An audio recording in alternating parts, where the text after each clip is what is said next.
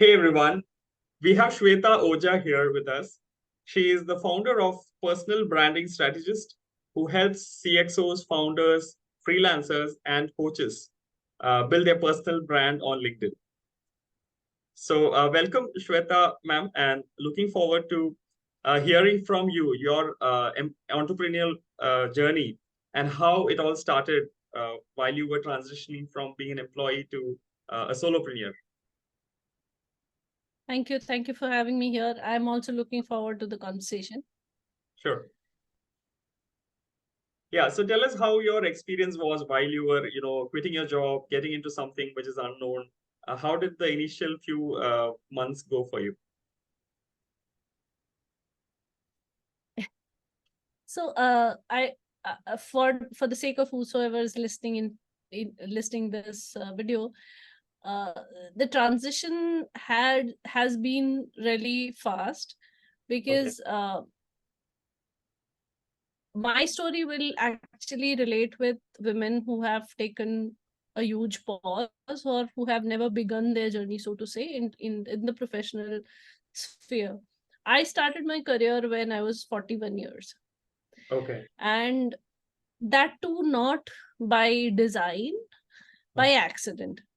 So Okay. an opportunity came my way, and I was persistently asked to think about it. Okay. And I saw that people want to invest in me, people are seeing potential in me, so I should at least give myself a chance, a fair chance. Right. uh, because after 21 years of being a homemaker, never worked before, Okay. maybe would have done a couple of 3-month 2-month kind of a stint here and there, but I would not qualify that as a career, so to say. Right. So given that background, I was not contemplating on a career at that point in time, because that's off the window, that's not possible as of now. Right. So I was in that zone, and when this opportunity came my way, again I was very domesticated in my thoughts.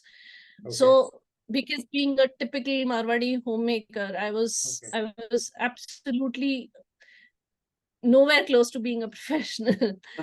so Got it. uh, so when this opportunity came my way and I took the plunge, obviously I could not just transition from being a homemaker 24 into 7 homemaker to a Okay. 24 into 7 working woman. So that transition was also, before I moved on to entrepreneurship, was not, I started my career in 2016, started my Okay. entrepreneurial journey in 2020. Okay. So the whole while I settled down in being an employee, I had, I was at the juncture of moving on to entrepreneurship. Now, to Okay. answer your question, uh, how was the first few days like? So the reason why I chose solopreneurship or consulting or entrepreneurship, however you may want to put it, the reason was that I was 45 at that point in time. Mm-hmm. I had just 4.5 years of work experience with a small HR consulting firm. Okay. I was sitting in July 2020 where the job scenario was practically nil, so to say, due to COVID, and it was a very uncertain time. Right. So I, in a very utopian uh, situation, I would have thought that at best I can get 100% hike.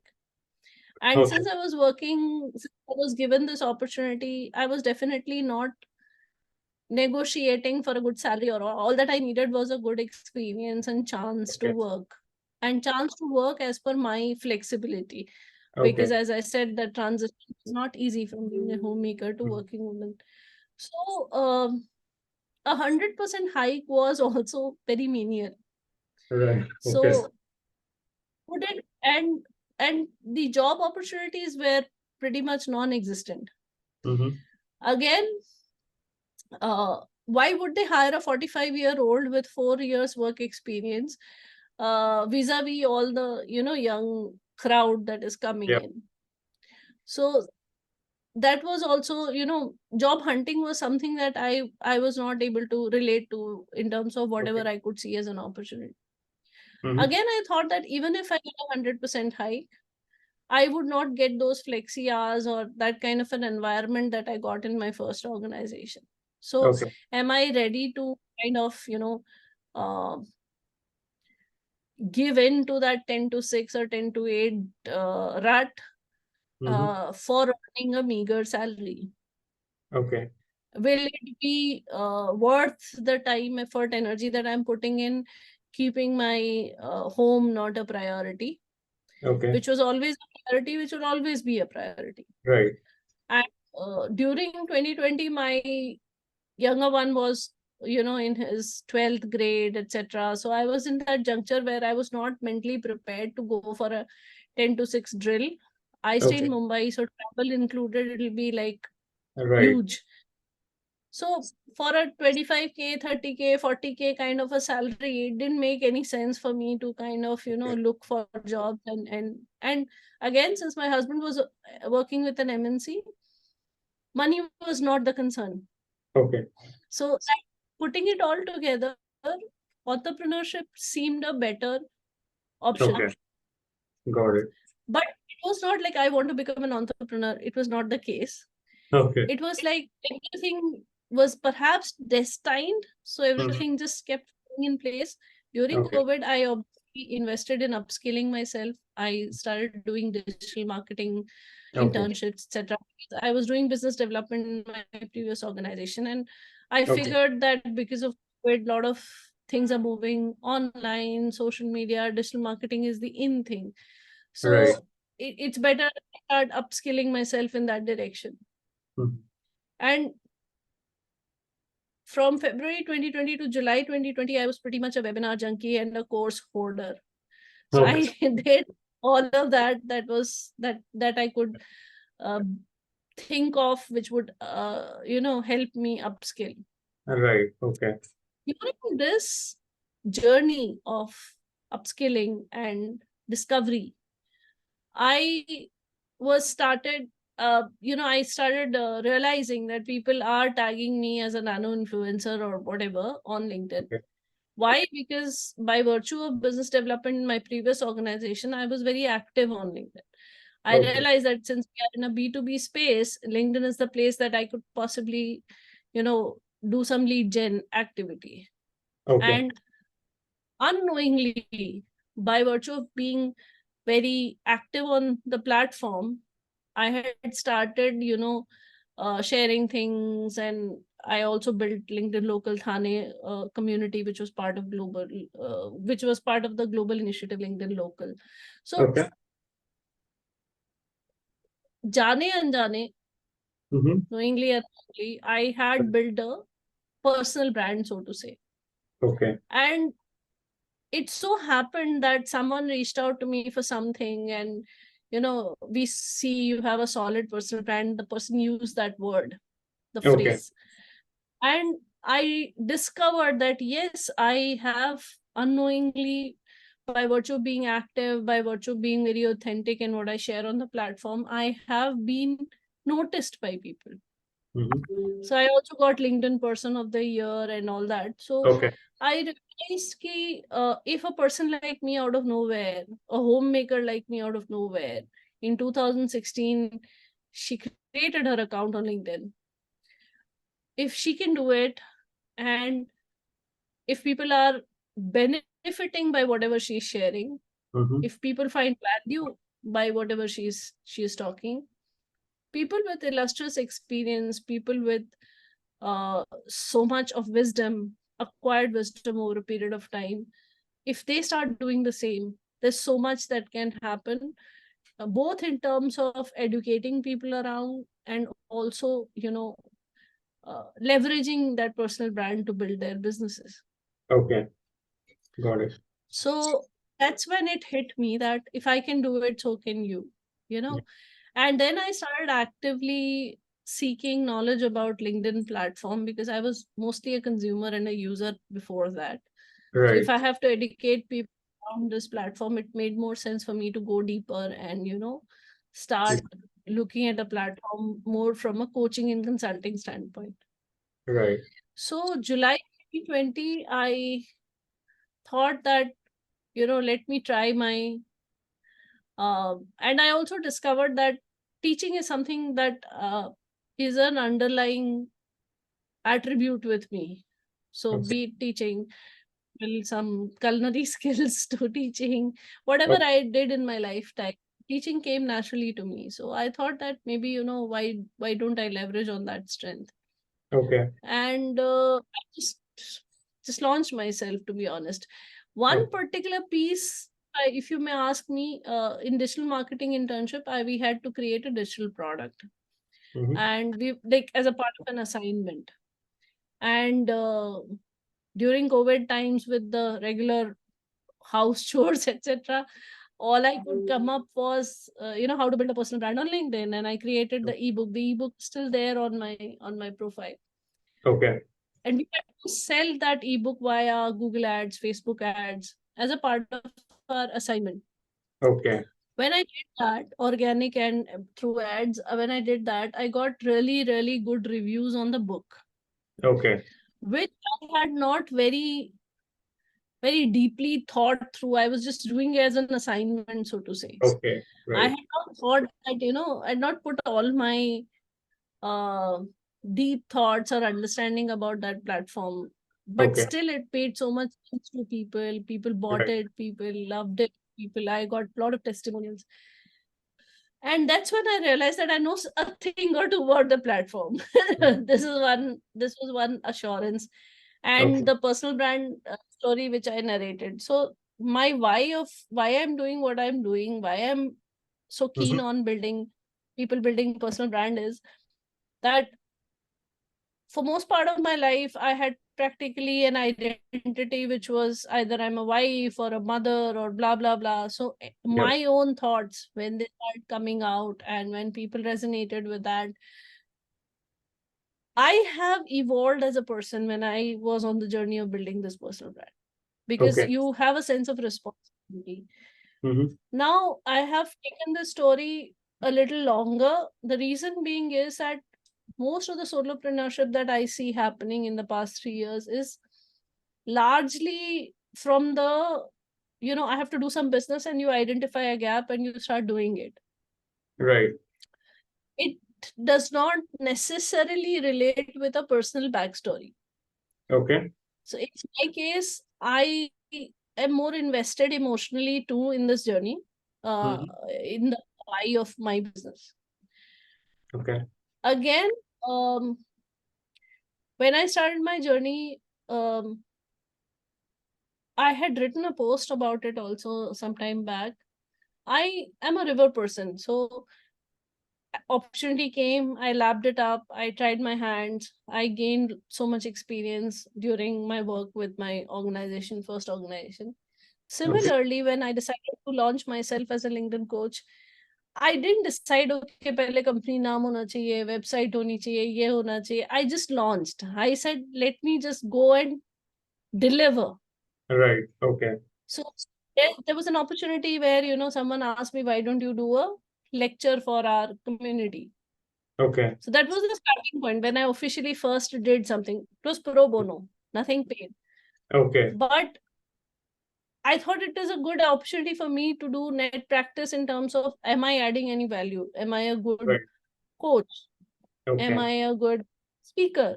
Mm-hmm. Am I making sense to people? Are they learning something new? Am I engaging enough? So Right. all those things, when I did a lot of pro bonos initial 2-3 months, which people refrain from doing, कि पैसा तो नहीं मिल रहा तो क्यों करना, पैसा तो नहीं मिल Ah, रहा तो क्यों करना. right. So for all the upcoming solopreneurs or entrepreneurs, I do believe that Mm-hmm. it's not only essential for you to do this exercise for the sake of, okay, since I don't have business, I get a one to many exposure, I get visibility, I get testimonials, etc. That's one thing. That can be treated as a business development activity, and you should do it. Mm-hmm. I also thought about it and I did it for the same. But the other reason of doing it was that go through the drill and improvise on my delivery, improvise on my learning as I keep getting feedbacks. Okay. So when I am professionally launching myself or sitting on a one-on-one consultation for the first time, Mhm. I would have done some pro bono consultations. I would have gone through the drill.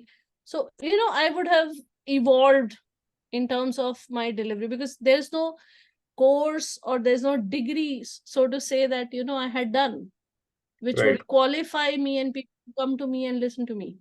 Mm-hmm. It was more by virtue of experience that I had gathered. Now, so this opportunity came, come and give lecture. I sat one day and, started creating a presentation. So mostly my journey initially was working backwards. Okay. The opportunity comes and then you decide, okay, how to. So I say yes to the opportunity first and then decide how to deliver it.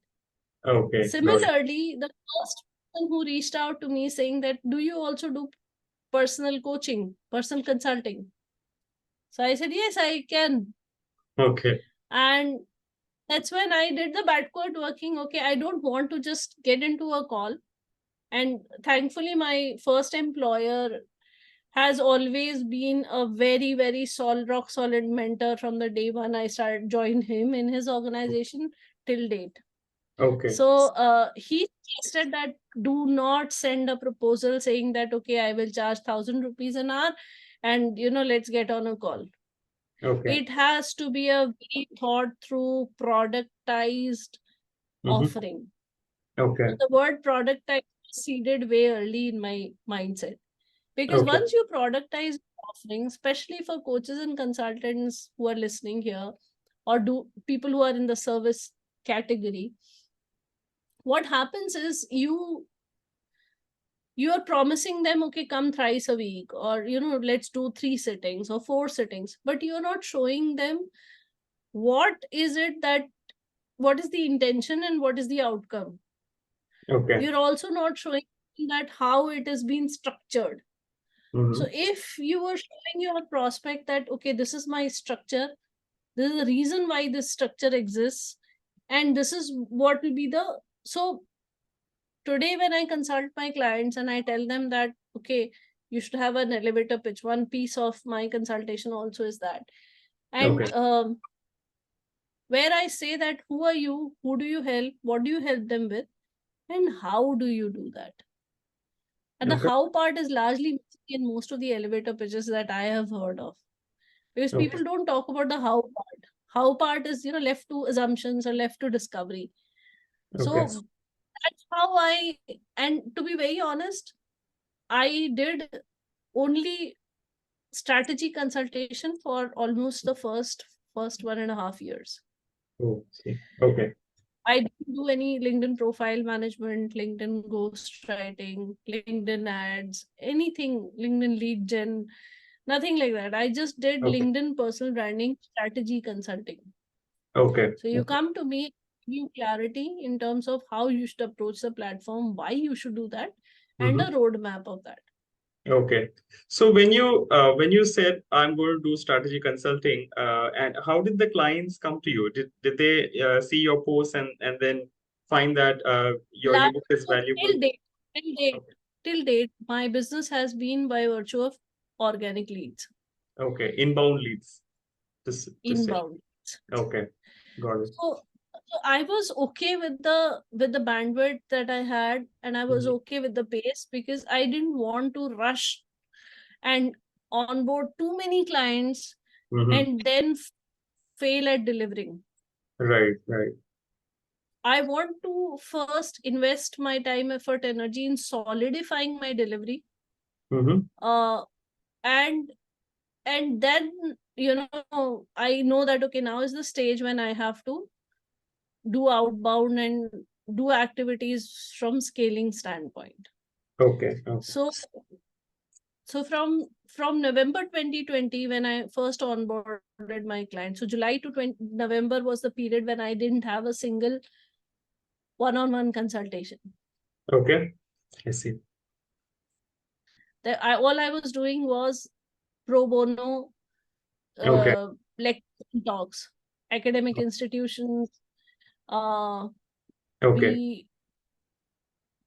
academic institutions, Rotary, different industrial organizations. So anybody who reached out to me, I was game, and I was Okay. doing that.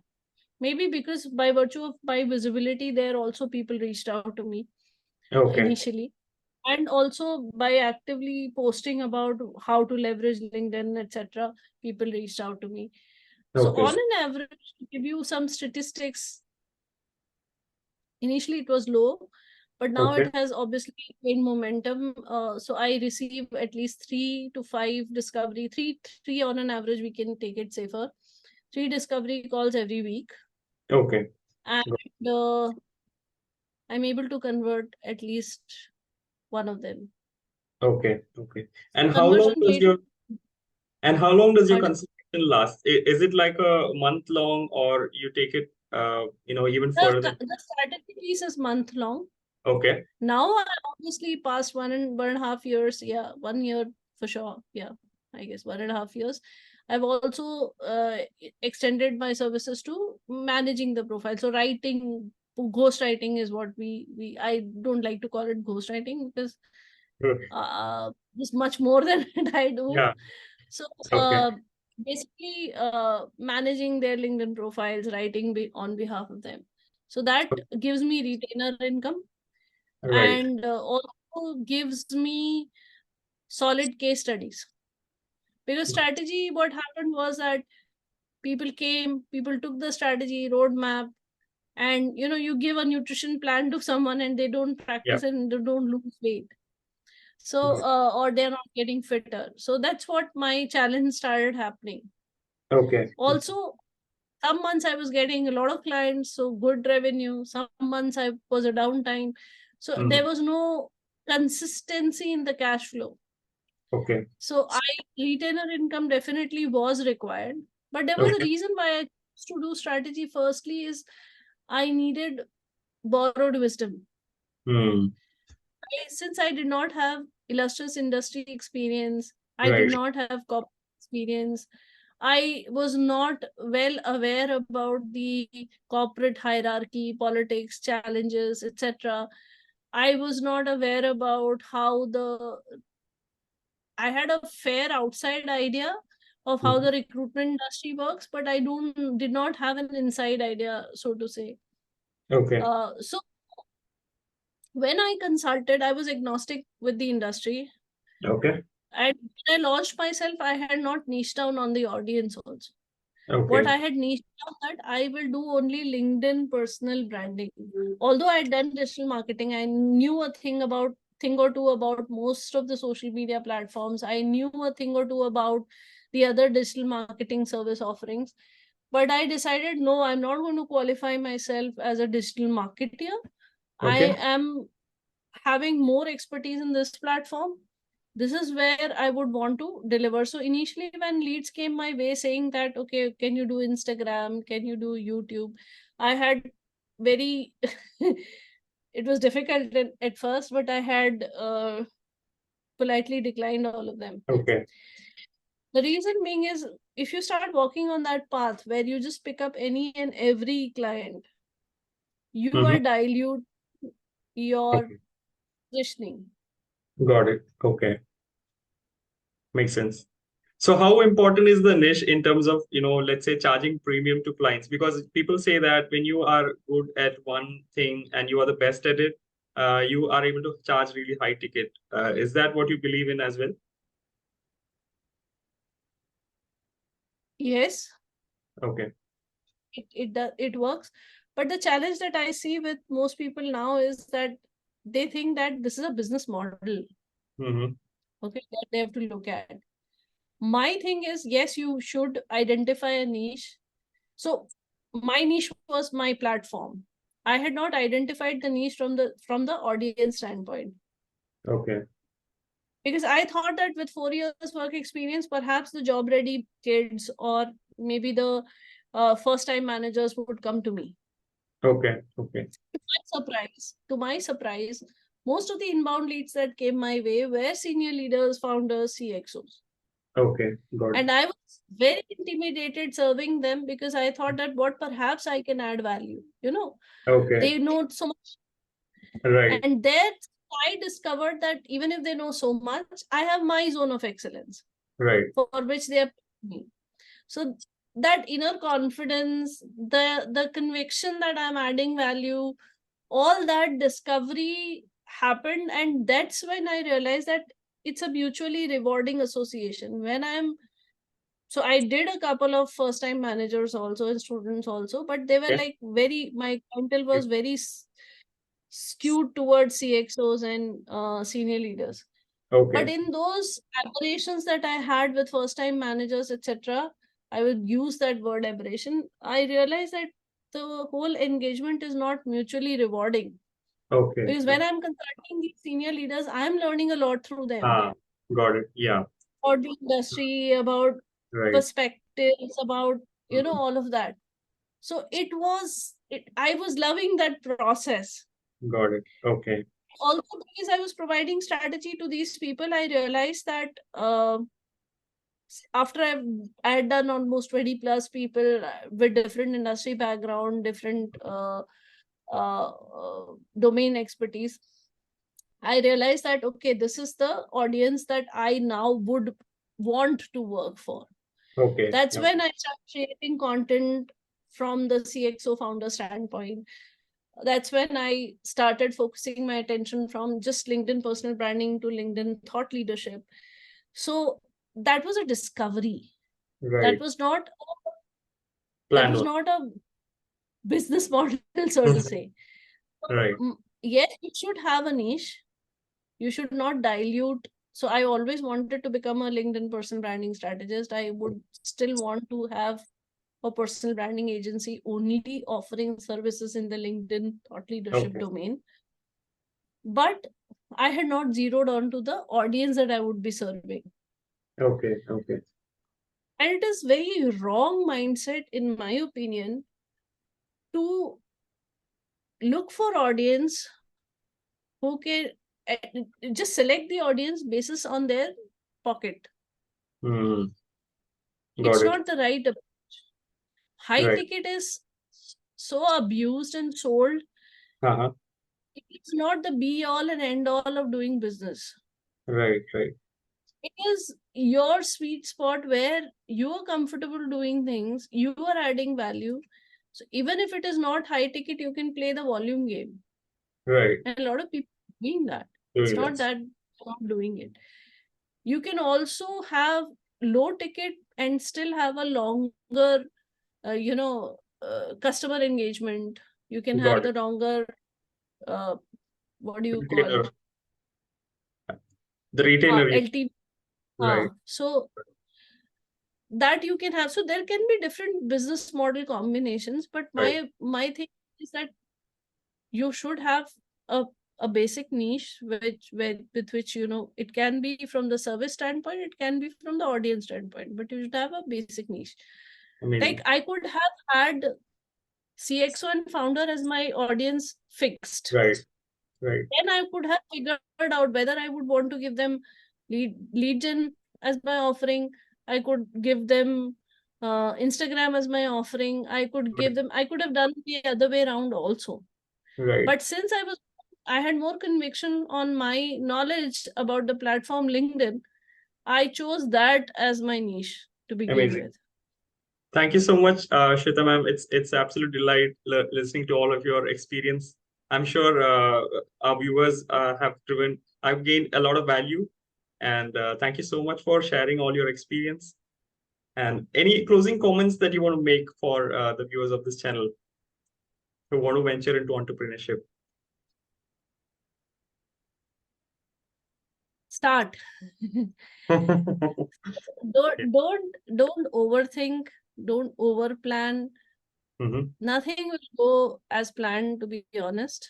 Okay. So my learning in the past 3 years is start and let you evolve as the process evolves. Amazing. So that is more sustainable way of doing business, in my opinion. It has worked for me.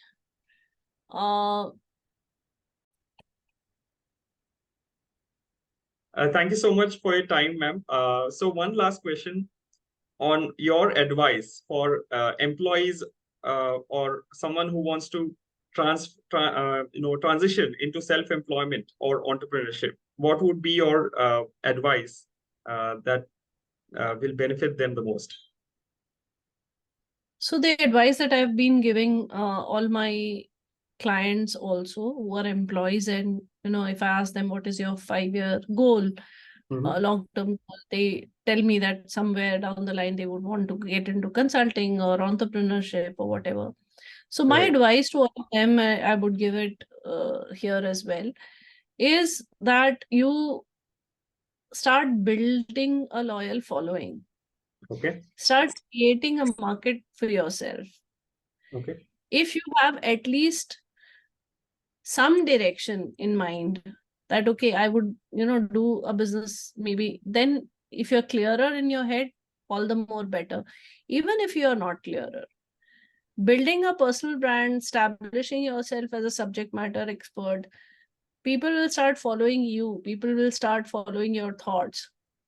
And if you tomorrow announce that, okay, I'm now starting as a coach, or I'm now starting, a company which is going to produce this product, or I'm going to start a company which is providing these services, people already are there. There's a Right. market who trust you. Okay. Got it. Because they trust you, they are likely to trust your product or service. Okay. Because in any which ways, existing entrepreneurs also have to go through the drill of first building the trust for themselves. People will buy you before they buy your product or service. Got it. Yeah. It Amazing. is, employees are at a very beautiful sweet spot, Right. where till the entrepreneurial journey begins and all that highs and lows they have to face, they would have already built a solid personal brand, already built a loyal following, Okay. so that once they launch their product or service, they already have a ready market. Okay. Even if while they are deciding to, zero in into what they would want to do, they would at least have a market to do some beta testing. Got it. So people are already loyal, people are already following you. So don't be lazy that, okay, once I become an entrepreneur, then I will need to sell my product or service, and then I will need to build a personal brand. It'll be too Okay. late for you. You'll not be having that bandwidth to do that. So for Good. all aspiring entrepreneurs, building thought leadership, it can be any platform. I'm not suggesting that LinkedIn is the only place to do that. But Right. yes, LinkedIn is the world's largest networking platform. So it's good to do there. And if you have a solid thought leadership on LinkedIn, if you have a solid personal brand on LinkedIn, it is definitely a plus when you're launching yourself as an entrepreneur. One follow-up question to that. So if there's someone who wants to like venture into two different niches and he's equally passionate about it, so how would you advise such a person? I would not advise to start two businesses at the same time. Okay. Got it. I would not advise that. Okay. Because the more you dilute your attention, if you are not focused on what you are delivering, who's your target audience, you're not going to attract people. Okay. Okay. Yes, if you have two passions, you can look at establishing one first and then starting the another one. Okay. But Got it. starting both the projects at the same time, I will not recommend. Okay. Okay. Got it. It's just like the focus, the more focused you are, the faster the results you achieve. Okay. Got it. Thank you so much, ma'am, and appreciate all of your generosity in terms of your time. It's been an absolute delight talking to you and learning from you. That is all mine. I hope there's something that people gain out of Yes, this. absolutely. Absolutely. Thank you so much. Thank you for having me. Yeah. Bye-bye. Bye.